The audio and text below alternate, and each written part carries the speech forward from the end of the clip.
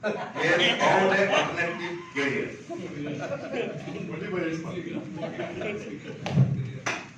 Really, it was so motivational, his speech. I was very aptly listening every word what he was uttering. मैं थोड़ा सा हिंदी में बात करूंगा क्योंकि तो अब फिर हिंदी वाले बोलेंगे भैया ये तो इंग्लिश में आके बोल के गए, कुछ हिंदी में बोलना जरूरी है। देखिए दोस्तों, 70 साल का एक विशाल वटवृक्ष हम बन चुके हैं। 70 साल में हमने क्या क्या पाया ये सबको याद है। सब वातावरण में अगर किसको खड़ा कर दूंगा तो बता देंगे, हाँ यूनिफॉर्म अलाउंस लिया, 4200 ग्रेड पे लिया, MACP लिया, 5400 grade pay senior scale officers जो स्केल है वहां पहुंच गए थ्रू फाइनेंशियल अपग्रेडेशन। लेकिन 70 सालों में हमने बहुत कुछ खोया, एक किसी को याद नहीं। सही बोल रहा हूं? अच्छाई याद रहती है, हमेशा अच्छाई याद रहती है, लेकिन जो अच्छाई के पीछे अच्छाई मिलने के लिए जिन्होंने संघर्ष किया, उन्होंने क्या क्या संघर्ष किया, जिन्होंने कभी अपने लाइफ टाइम में, जैसे जॉन ने बताया, कितने लोगों को समझ में आया I don't know, second class pass में भर्ती होते हुए सेकंड क्लास पास में रिटायर हो गए। मैं बता रहा हूं कि 1987 I joined as a station master through excel, और मैं जिन्हें लीव कर रहा था उनका सर्विस पीरियड उस टाइम में हो चुका था 19 years. Mister Nair was there, I used to leave and he was still at in that 19 साल में, इवन 87 में यह हाल था कि उनका थोड़ा सा सर्विस कंडीशन प्रॉब्लम था, नहीं तो 5 साल में मेरे टाइम में तो मिल जाते थे 330 ग्रेड। और मैं आने के बाद 2-3 महीने के बाद उनको नेक्स्ट प्रमोशन जो 1200 था 1400 मिला। तो ही वाज सो हैप्पी कि चलो मुझे कम से कम एक प्रमोशन मिला। और मेरा जस्ट एक बाजू का स्टेशन था पिंपरी, मैं पुणे डिवीजन से at that I started my career, at that time it was under Bombay division. वहां स्टेशन मास्टर जो इंचार्ज थे वो 425 ग्रेड मतलब 1400 ग्रेड थे इंचार्ज, और जो सीबीएस था, CBS Pimpri, he is of 550, that is 5500. So this is the condition.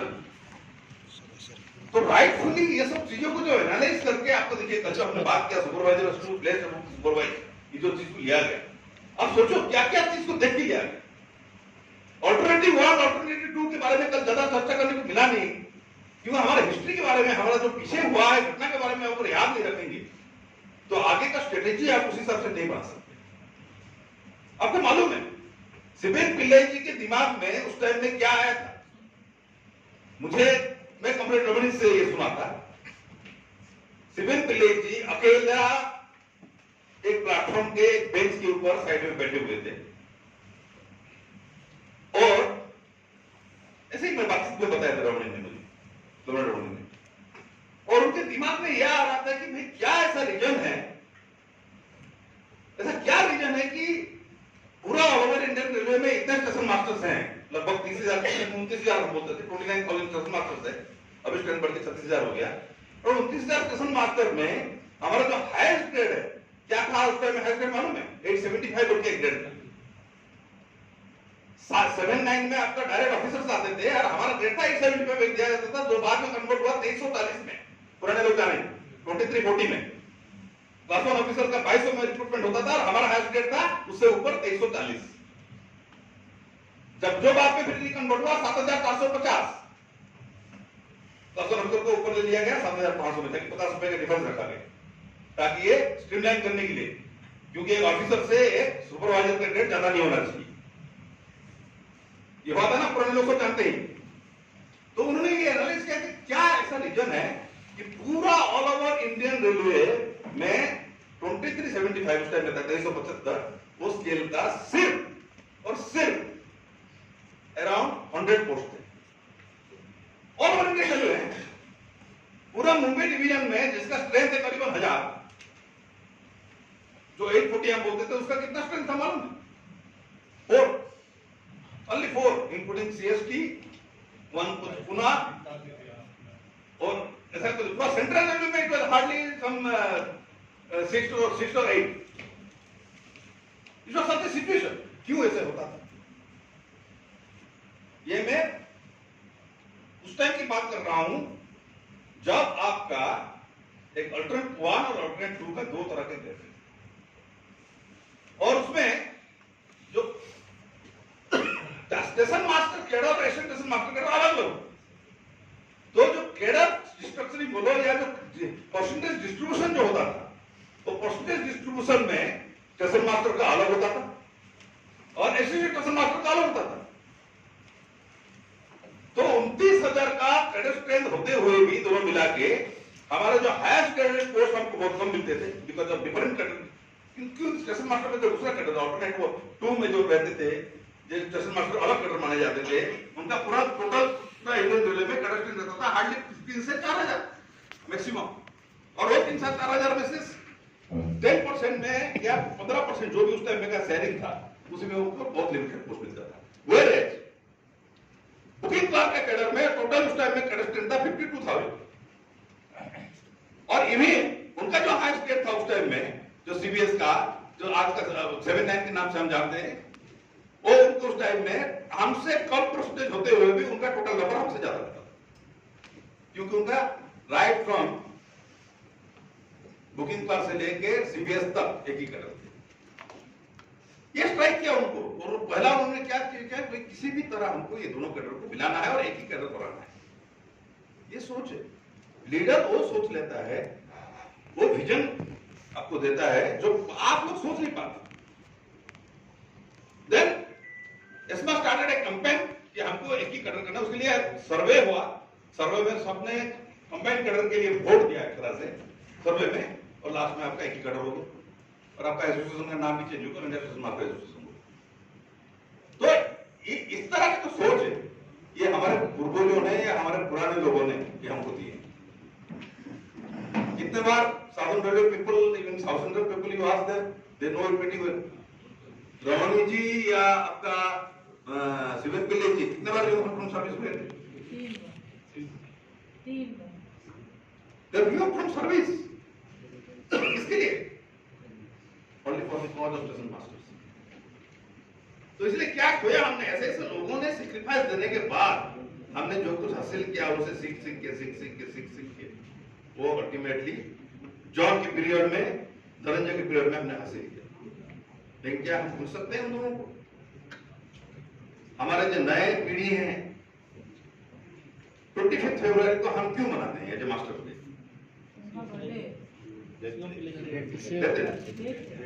सिबन पिल्ले को क्यों हम क्यों मनाते हैं? Because you know he showed us the way. उस रास्ते में हम अभी चल रहे हैं. तो ये थोड़ा सा मुझे ये बोलना जरूरी था कि जो न्यू कमर्स है दे मस्ट नो. कल जॉन का खुद बताया ये बहुत बड़ा एक अचीवमेंट एसडब्ल्यूआर का जो कि शायद इंडियन हिस्ट्री में पहली बार एक एसोसिएशन ने हासिल किया. उसको हम हाईलाइट नहीं कर पाए, लोगों के पास नहीं पहुंचा पाए. क्या था? Breaking service, condensation of breaking service. कितने लोगों को ब्रेकिंग सर्विस के बारे में मालूम है? इवन ये जो पनिशमेंट हुआ उसके बाद हमें भी मालूम पड़ा कि ब्रेकिंग सर्विस का इतना सीवियर इंपैक्ट होता है. क्या है ब्रेकिंग सर्विस? सपोज आपने बिना सैंक्शन लीव के एक दिन आप घर में रहेंगे. If the administration wants the severity क्या देखिए there can be breaking service. मेरे डिवीजन में हुआ है एसएससी. मेरे डिवीजन में मेरे स्टेशन में telling you one of my SSC senior tier did not sanction his leave but his sister's marriage was there.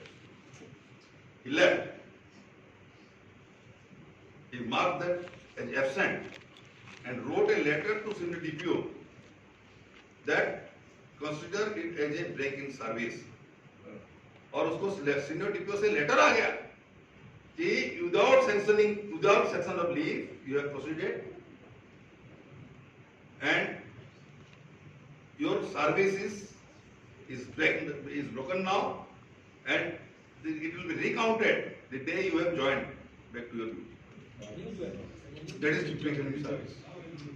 Recently it has happened. People are not aware about this. That's what has happened in SWR.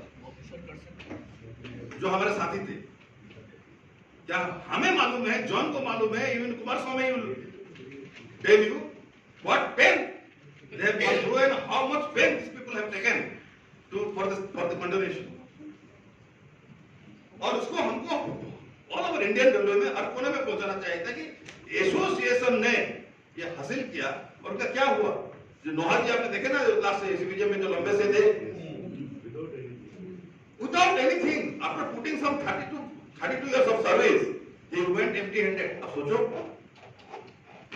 32 साल का service के बाद और क्या है 97 का staying strike में participate करने के लिए, ये है सेक्रीफाइस। तेरा स्टेशन मास्टर प्रोफेशनल एएसएम्स जिनको मना किया गया था भैया तुम प्रोफेशनल हो शायद तुम पार्टिसिपेट मत करो, लेकिन जो उसमें वो लोग भी पार्टिसिपेट कर लिए 11th आवर्स का स्टेइंग स्ट्राइक में, समरली दे वर रिमूव फ्रॉम सर्विस। करीबन 165 SF5 इशू हुए 97 स्ट्राइक के बाद। हाउ मेनी पीपल नो क्या स्ट्रगल किए हैं। तो लोगों को लगता है ऐसे ही 4200 ग्रेड पे हमको प्लेटर में सजा के दे दिया गया। It's not like that. अच्छा चीजें मिले हैं उसके बाद, और 4200 जब मिला हमारे, मुझे मालूम है हम एनालिसिस कर रहे थे, जॉन के साथ काफी एनालिसिस हुआ था हमारा। Now I told even to my cadre, now nobody can stop us from getting 54. 52 is our initial grade now. By broker group will take MSCB benefit of 54. But when we went to the railway board, even I went. I had along with Dhananjay, I had been to railway board. Nobody was convinced. Even the director level officers, executive director of CED, even to the level of members, we have to convince each and everybody. Okay, once we are in 330 grade or that is 1200 grade, now when that is abolished now, when ASMs were brought ahead and placed in 42, when our initial grade is 42, how can you deny the benefit of MSCP? Before that, if we have got some SCP का हमने फायदा लिया है या MSCP का फायदा लिया है, उसके साथ में आप कैसे बोल सकते हैं कि आपका 3 फायदा हो गया इसलिए आपको नहीं देंगे। Literally, I had an argument, a hot argument along with one of the directors of establishment directors. Dhananjay was just pulling me away. अब ज्यादा बात मत करो, चलो अब ज्यादा बात मत करो, खराब हो जाएगा, स्थिति खराब हो जाएगा, because they were not at all convinced. But you see what your association did. 54 मिला ना। इवन हमारे कैडर्स के, मुझे बता रहा हूं, बहुत सारे सीनियर्स लोग बोलते थे नहीं मिलेगा, लेकिन मन में विश्वास और काम करने का जो जज्बा करके ये दिखा दिया कि 42 लेने के बाद 54 भी लेंगे। हाँ, अभी your new executive, your central executive will decide कि एक 16 से कैसे दिया है। Your central president, your secretary general, they will tell you the path, what they have decided to achieve that. 1116, definitely it is our birthright and you will take it at any cost. The people who 16 to 2018, they must get the benefit. They should not be deprived of that benefit. And another issue which just John has touched but did not elaborate, I just want to elaborate a few things. RP 115. I had discussed with John also. I had discussed with your Secretary General and your President. CEC में इसके ऊपर बिल्कुल चर्चा हो। पास Lawrence के ऊपर हम ज्यादा दिन जिंदा नहीं रह सकते। कितना दिन आपका देखिए, देखा ना आपने 25,200 का मेंबरशिप घट के 19,000 में आ गया। कितना है प्रसन्न? 19,000, 90,000, 19,067। कितना डिवीजन हुआ? अब सोचो 6,000 से ऊपर का डिवीजन, 25,000 पहुंच गए तो हमने तो छाती ठोक लिया। Very next year 19,000। तो जॉन ने जैसे राइटली कहा कि आपका growing is easy but maintaining that status and still growing it is very difficult. That you will have to do. और क्यों हुआ? 25,000 आपकी मेहनत की वजह से हुआ, नो डाउट, लेकिन 25,000 का पीछे रीजन था आपका 54 का एमएससीपी एंड 42 का इनिशियल। ये माना हुआ ना, so much of people have given the membership now with the same, बोलते हैं ना, वो क्या है बिहारी में कहावत है, मिट्टी की हंडी में एक ही बार, काट की हंडी में एक बार चढ़ता है, something like that। तो उस चीज को कितना बार आप इसमें करोगे, कितना बार भुनाओगे? 42 ले लिया, 54 ले लिया, कितना बार भुनाओगे? आएगा, सोचना पड़ेगा ना, अपना करियर ग्राफ्स के बारे में सोचना पड़ेगा, एग्जिस्टिंग इश्यूज के बारे में सोचना पड़ेगा, उसके बारे में हमको विचार विमर्श करना पड़ेगा। और अभी सबसे बड़ा मुद्दा है आपका कैडर रिस्ट्रक्चरिंग एंड आरबी 155। इससे अच्छा क्या मुद्दा है कैडर के पास पहुंचने का, आप बताइए। सेंट्रल एग्जीक्यूटिव कमेटी को मैं रिक्वेस्ट करूंगा इस विषय पर चर्चा करें, लोगों से अपना अपना मंतव्य ले, लोग क्या चाहते हैं।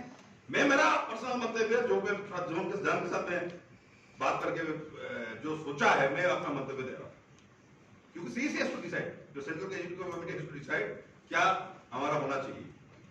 उस टाइम का सिनेरियो के हिसाब से हमने कैडर स्ट्रक्चरिंग कमेटी के सामने हमने अपना दिया है कि every 10 years there is a cadre structuring committee. और what is the aim of cadre structuring committee?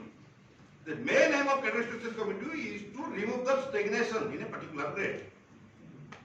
क्योंकि ये देखा गया है कि even after the pay commissions all the people gets benefit, still there is stagnation. तो स्टैग्नेशन मतलब क्या है, एक ही जगह में काफी दिन रहना और प्रमोशन ना मिलना, ताकि आपका जो ये परसेंटेज डिस्ट्रीब्यूशन है उसको अगर रीडिस्ट्रीब्यूट कर दिया जाए तो उसमें कुछ लोगों को प्रमोशन मिल जाए। That is the main aim of cadre structuring committee. तो हमने जब कैडर स्ट्रक्चरिंग कमेटी का फॉर्मेशन हुआ, अभी क्यों ड्यू कब से लास्ट हमको कब मिला था, कब लास्ट स्ट्रक्चरिंग कमेटी कब हुआ था? 2013 में। What is the year now?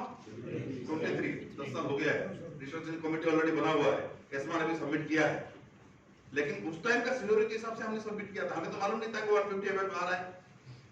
अभी सिनेरियो इज चेंज नाउ, वो आरबी 150 आने के बाद the whole of the scenario is change. So now we have to reproduce, now we have to redraft accordingly. क्या हमने मांगा था, फॉरगेट इट, क्योंकि उस टाइम का सीनियर के हिसाब से हमारा जो ग्रेड था उसी हिसाब से हमने मांगा था। 2 ग्रेड था और हमने, और 2 ग्रेड का हालांकि ये भी चर्चा का विषय था कि ऊपर का ग्रेड मांग सकते हैं नहीं मांग सकते, लेकिन अभी तो फंक्शनली हमको 4 ग्रेड मिल गया ना आफ्टर दी और आरबी 155। अर्लियर हमको 2 ग्रेड थे और रिस्ट्रक्चरिंग कमेटी का पास में सिर्फ उतना ही पावर रहता है as far as I know कि भाई वो सिर्फ जिस ग्रेड में जितना पोस्ट है उसको डिस्ट्रीब्यूट कर सकते हैं। एडिशनल ग्रेड देना पे कमीशन का काम है, इनका काम नहीं। But due to RB 155 in place of 2 grades now there are 4 grades, is not it? So out of these 4 grades, what should be the percentage of distribution so that our cadre will be benefited? That should be our aim. तो अभी फिलहाल क्या है, अगर हम कुछ ना करें, कैडर स्ट्रक्चरिंग कमेटी कुछ भी ना करे, तो अभी क्या होगा?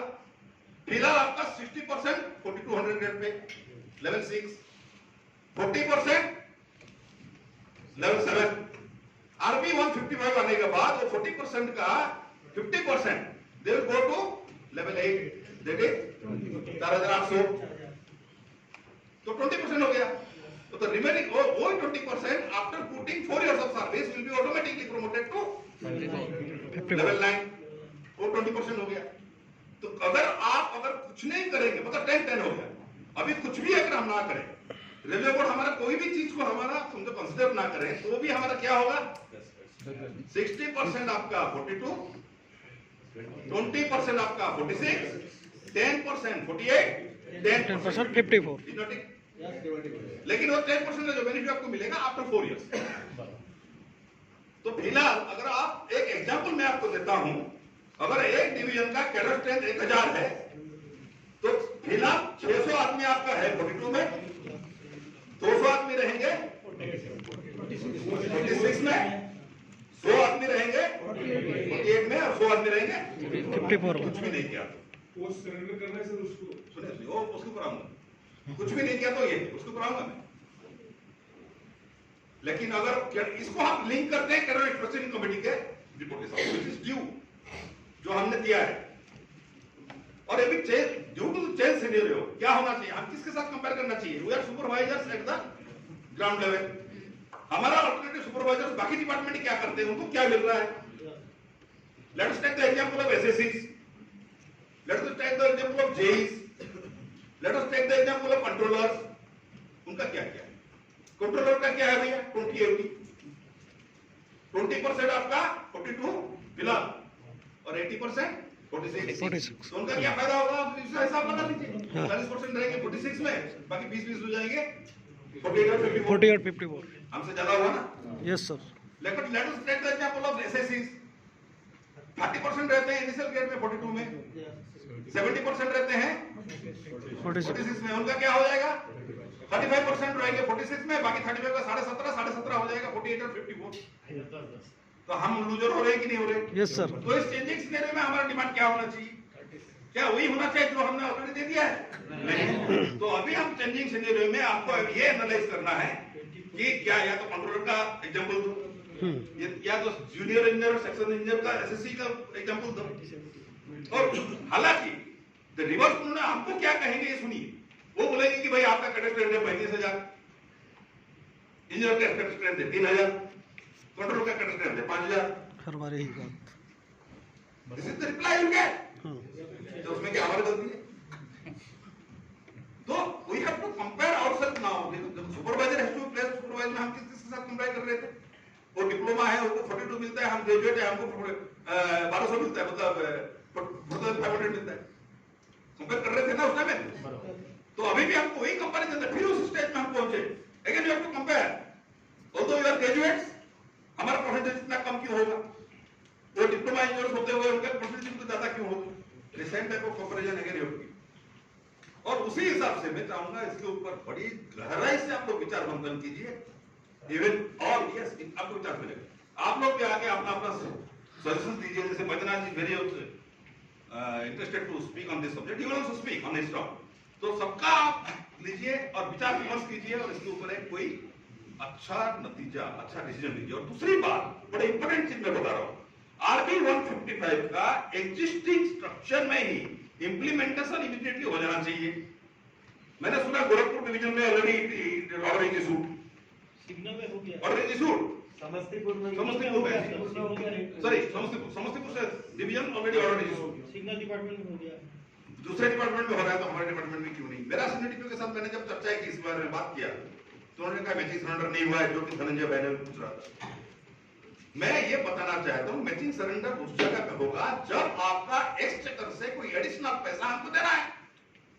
आप अभी कैलकुलेट कर लीजिए, अगर एग्जिस्टिंग स्ट्रक्चर में भी आप हमको 48 का मतलब समझ लीजिए बॉम्बे डिवीजन का टोटल कैपेसिटी 977 है, मैं 1000 पकड़ रहा हूं लगभग, समझ आसान होगा 970 है ना, मैं 1000 पकड़ रहा हूं, समझ लो 1000 में से आपको फिलहाल 400 आदमी आपका लगभग 46 में है, तो उसमें से 200 आदमी को इमीडिएटली दे देना चाहिए।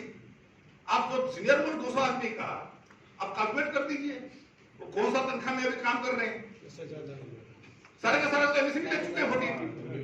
जब ऊपर का 200 आदमी आपका एमएससीपी ले चुके हैं और पहले से ही उतना ही तनख्वाह ले रहे हैं, फिक्सेशन में आपको एक पैसा देना नहीं है, आप मैचिंग सरेंडर के नाम पे कैसे रोक कर सकते हैं रेडी, इसको स्ट्रगल कौन करेगा, जो divisional secretary has to do it. समझ रहे हैं, उसी इसको ऊपर मैं इसलिए आना चाहता हूं, कोई भी डिवीजन में लो एमएससीपी में already when you are benefited with that and already they are paying us, मैं लेवल 9 में काम कर रहा हूं फॉर एग्जांपल, क्या मुझे लेवल 8 मिलने के बाद कोई पैसा मिलने वाला है एक्स्ट्रा, क्या रिफिक्सेशन होगा, क्या ओनली एक एमएससीपी का बदले में मुझे एक प्रमोशन लेवल 8 में जाऊंगा, दैट्स ऑल। उल्टा नाइट ड्यूटी बंद हो जाएगा सर, उल्टा नाइट ड्यूटी बंद हो जाएगा, एग्जैक्टली करेक्ट एग्जिस्टिंग स्ट्रक्चर में, और उल्टा उनका पैसा बचेगा, पैसा बचेगा।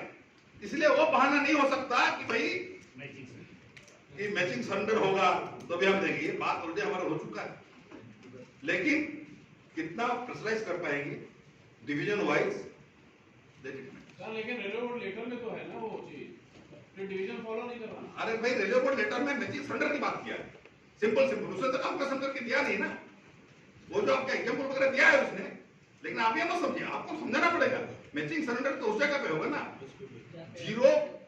जीरो बजट बोलते हैं। जैसे मैं you see I have work as a MBI MPP, मैं मैन पावर प्लानिंग का इंचार्ज रहा हूं लगभग 5 साल के लिए बॉम्बे डिवीजन जैसे डिवीजन में, जहां मेरे अंडर लगभग 5000 स्टाफ ऑपरेटिंग स्टाफ रहते थे।